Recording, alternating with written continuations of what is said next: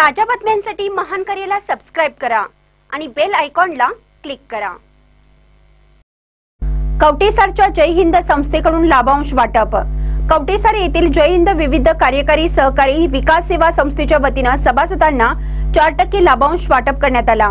अध्यक्षस्थानी संस्थेचे चेअरमन पोपट भोकरे हे होते। यावेळी बोलताना श्री भोकरे म्हणाले, संस्थेला 2019-20 सालात 3,17,493 रुपयाचा नफा झाला असून कर्जदार सभासदांना 2,46,120 रुपये रक्कम लाभांश स्वरूपात वाटप करण्यात आली आहे। तसेच संस्थेकडून मयत कर्जदार सभासदांच्या अंत्यविधीसाठी 2,000 रुपये दिली जाणारी एकमेव संस्था आहे।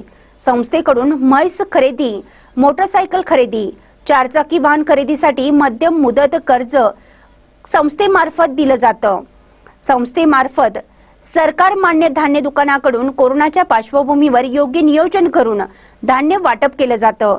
यावेळी व्हाईस चेअरमन बाबासो कोळी, सचिव भारत नांद्रेकर, कुलभूषण गाडवे, अरुण नांद्रेकर, प्रभाकर पाटील, प्रकाश पाटील, शरद पाटील, सुशांत माने, चंद्रप्पा आडसुळे, रावसाहेब तेरदाळे, उस्मान महाबरी, सौ सुनीता भोकरे, सौ विमल नांद्रेकर, कर्मचारी व सभासद ग्रामस्थ यावेळी मोठ्या संख्येने उपस्थित होते। महान करेन्यूजसाठी कवटेसारहून संदीप नांद्रेकर।